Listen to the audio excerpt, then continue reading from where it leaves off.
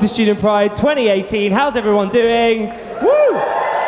Callum Scott is performing here soon. Oh, so excited about his performance. His voice just melts me. Also coming up, Queer Date, which is very exciting, and some of our contestants are starting to arrive backstage.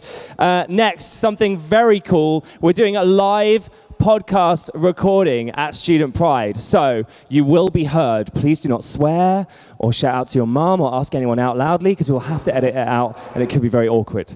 It's going to be actually very interesting. If you haven't heard Queer AF before, you can subscribe to it right now. It's the Student Pride podcast. And today, usual host Jamie and the roll call of student producers and reporters that are behind the scenes are handing over the mic to Evan Davis, who's guest hosting an interview with Courtney Act. So please welcome them both to the stage right now. It's a special recording of Queer AF. Thank you. Hi.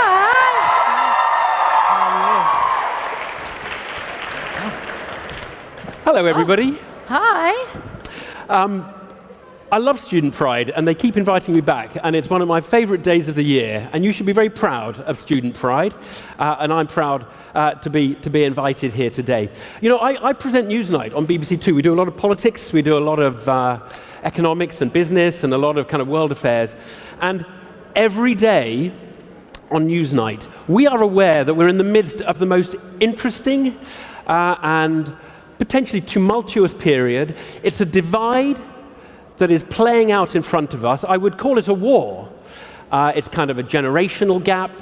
It's a Brexit divide in this country. And there's a kind of cultural divide. And you and Student Pride is at the heart of that. It's a conversation about people who want to change the world in various ways. And more conservative people, often very much older, who are discombobulated by the things that they see around them changing. And honestly, on Newsnight, all the time, we think we deal with this kind of cultural conflict. We feel we deal with it intelligently, and we reflect this in debates on our program. So it is pretty galling, as one who works on BBC Two, to find that Channel 5 managed to reflect the conflict, the debate, the kind of the generation gap, the cultural gap that is dominating the Western world at the moment, and they managed to do it in the most fantastically engaging way, and in the process discovered one of the best, most intelligent and articulated spokespeople for LGBTQ+ issues in Courtney Act. Hi, everyone. Courtney, do you think they realized when they booked you and they booked Anne Widdecombe that your conversations with Anne Widdecombe would be like the thing? Because it gripped not just, you know, the viewers, it was in The Sun, it really was a sort of national focus.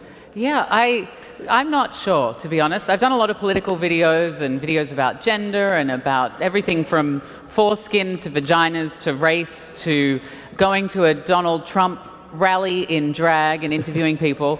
So I guess they had some idea, and I don't know if I knew. I mean, I'm just glad that the women went in first and that I had an opportunity to Google Anne Widdecombe and read at least 4 or 5 articles from different news sources to cross-check my facts and find out about Anne's sort of history and what she stood for, and sort of check out the other women in the house as well. But it was, I'm still taking it all in. Obviously, I didn't get to watch it. I was there experiencing it, and then all of these cameras that were around the room. I knew they were doing something, and they were beaming it out to everybody, and we just had no idea, because every conversation I had with Anne Widdecombe, I felt a little bit defeated. Like, I thought, oh, that was a pointless conversation. That didn't go anywhere.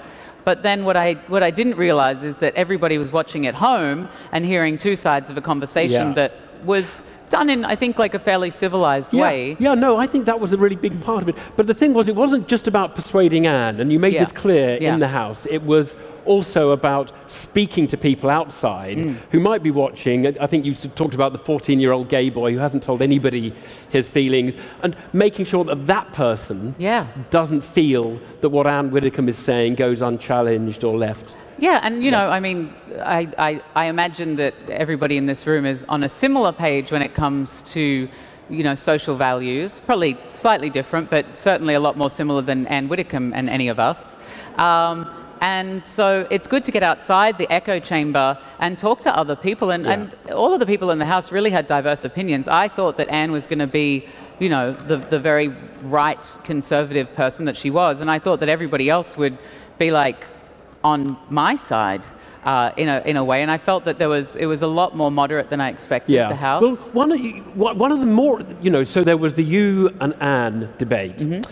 One of the more interesting undercurrents was a sort of debate that goes on within the LGBTQ plus world about how to engage with Anne Widdecombe. And Wayne Sleep, for example, a gay man, was kind of representing sometimes the sort of don't make a fuss because it's not going to help somehow. And I wonder what you thought of that, because I can see that both ways. I'm 55, and I sometimes don't make a fuss. It's going to upset people, and it's going to make them worse, and it's better just to be a bit quiet. But you were not at any point going to yield.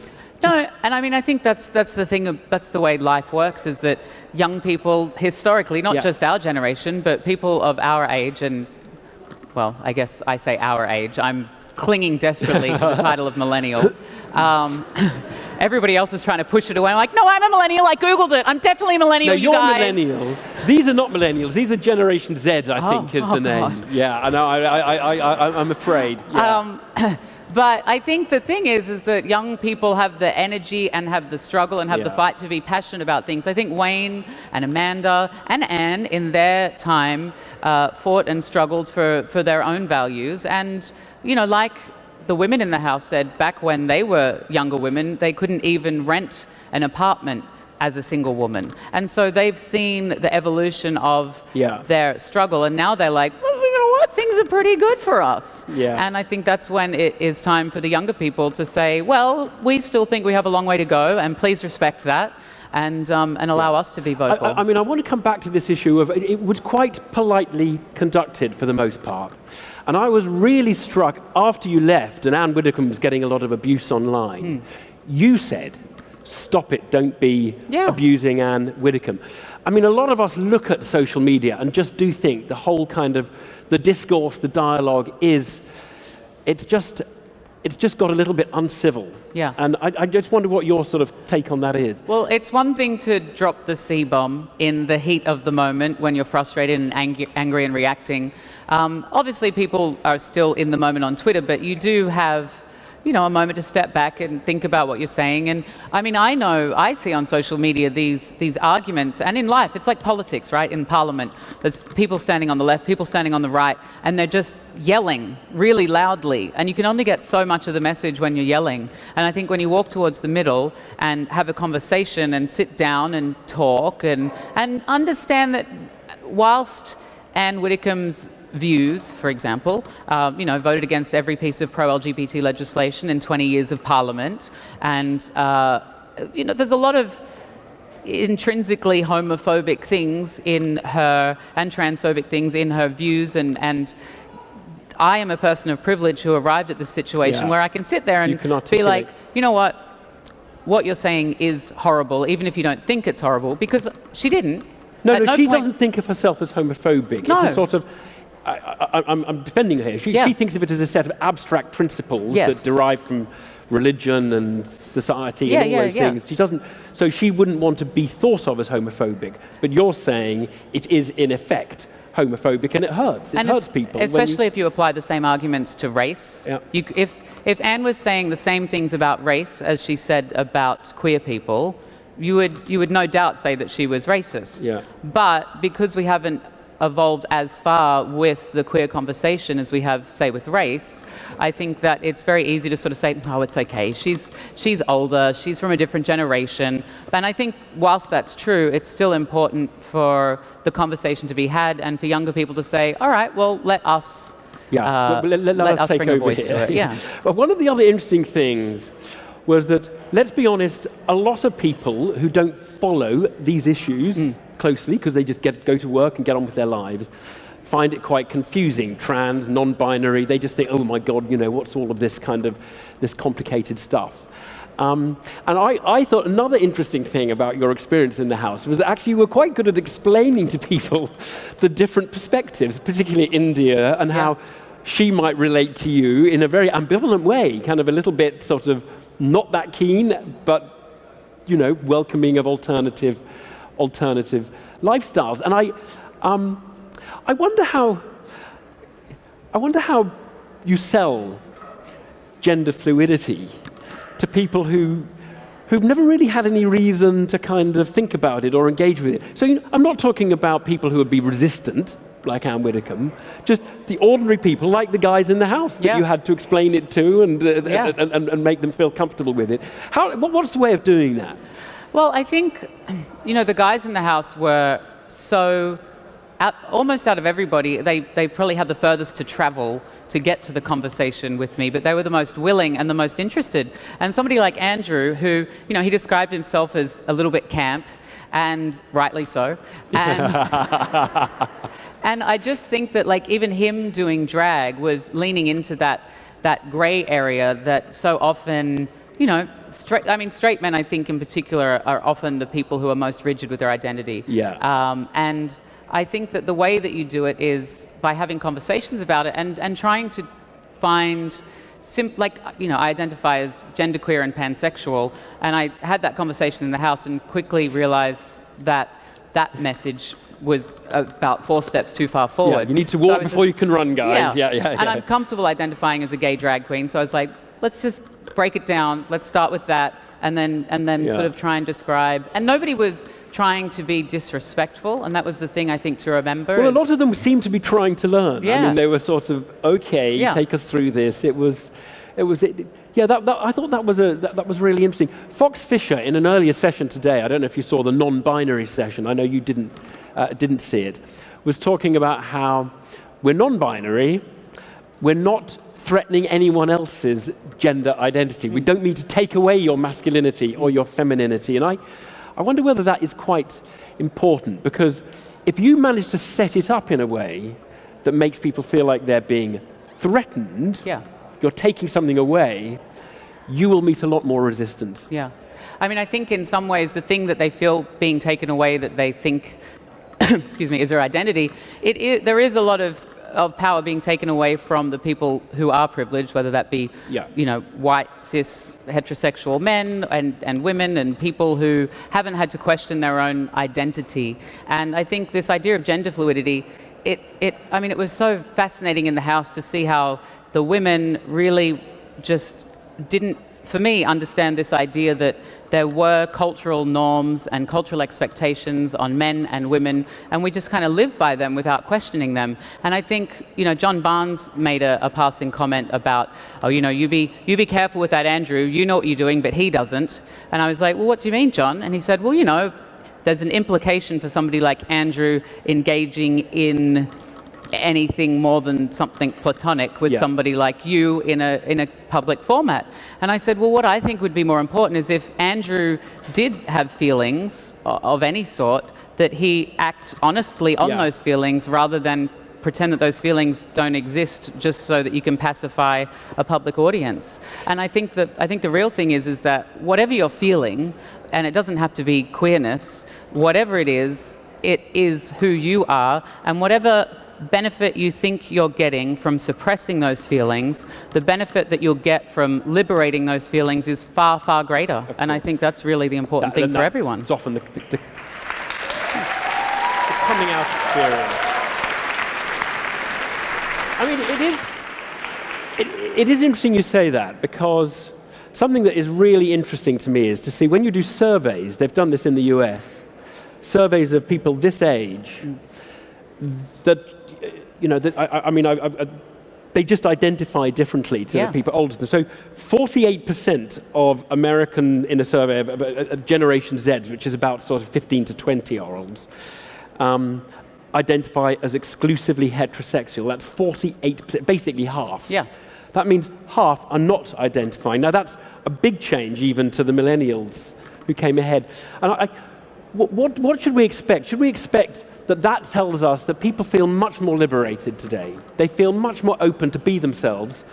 Or should we say that's just a phase?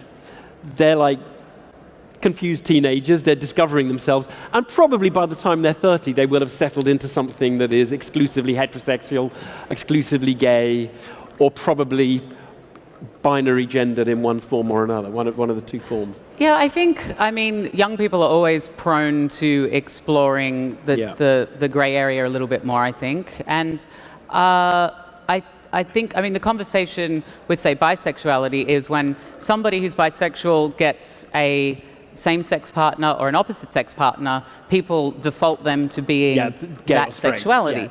And I think that it's, I mean, there's a lot of labels and there's a lot of, you know, how important are the labels? I think the labels are important for us to learn who we are. And then once we start living in that truth, like for me, the term genderqueer completely set me free from an entire life of feeling not good enough as a man, not masculine enough, not valuable enough because of the ways we viewed masculinity. And when I realized that my femininity was valuable and important and could be celebrated, it laid to rest like this lifelong struggle with my gender.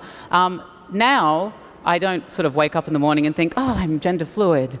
I'm just me.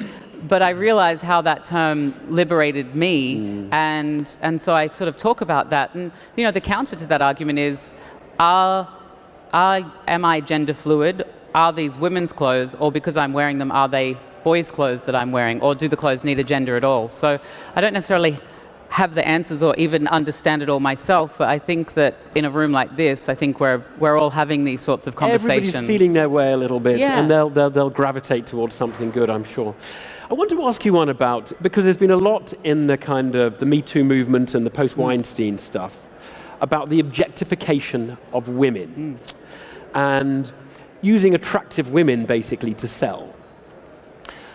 And I think a debate, I don't know how much this debate is going on, in gay male world, there is a lot of objectification, right? Yeah. I mean, you know, my Facebook timeline and on Twitter, I see endless gay magazines and things basically selling me to click by a topless torso, you know, and that, what's the right, what should we think about objectification? You know, grid girls going out on Formula One and sort of hanging on the winners.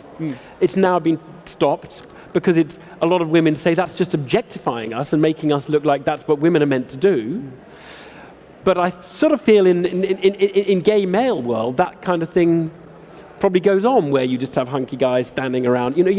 What should we think about objectification? I mean, I think for the gay male world, it has a slightly different approach because it is a level playing field, and we haven't historically had men oppressing women, men oppressing men. We've had men oppressing women. So it is a slightly different conversation, but I mean, and even with grid girls, Jess Impiazzi, who, you know, was in the house, is a glamour model, and she spoke really, I really loved what she had to say about her choice to glamour model, to be a grid girl, to do all of these sorts of things. And it stopped me because I would have said like, oh yes, you're objectifying women, let's stop that.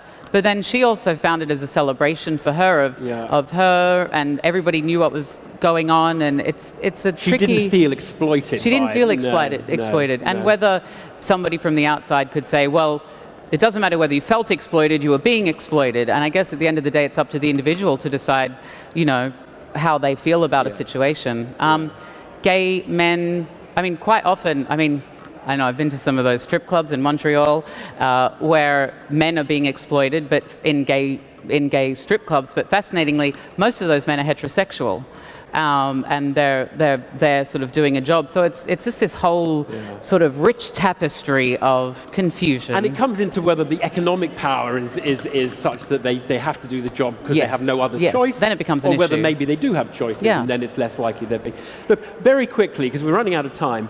You were there reporting, actually, on the American election. Yeah. Probably you didn't see the Trump victory coming any more than that. But you engaged with Trump supporters. Yes. As Courtney Act. Yes. Not as Shane Jennings. No. As Courtney Act. Yeah. Just give us a bit about that. I went to a Trump rally in Fairfield, Connecticut in drag. I put on my best, liberal Tommy Lahren adjacent drag, and I went and interviewed people, and I didn't want to go and get a whole bunch of sound bites of dumb people saying dumb things. Unfortunately,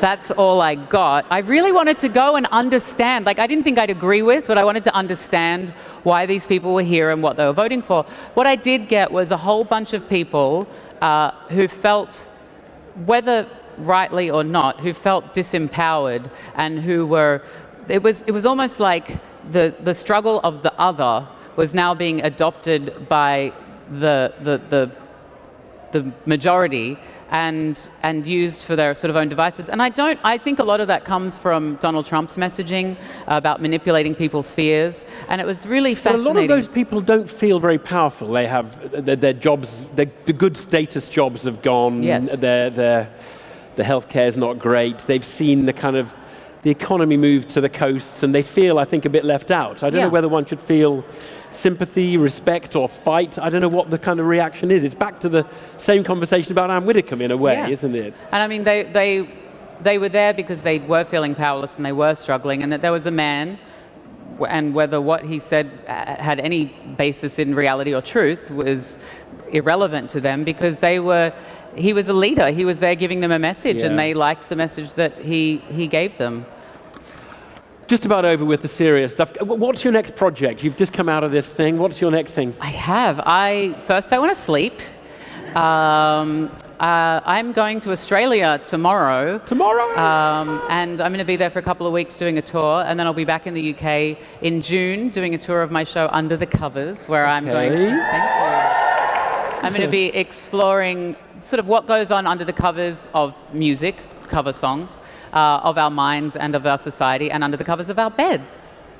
Yeah. All mixed in. Look, very well done. Thank you you. have become a spokesperson for people like this. They obviously love you. Courtney's going to be back in a minute. She's going to be back in a minute for the queer date session, which is going to be less political and more fun, I think. But can we please say thank you so much to Courtney Act.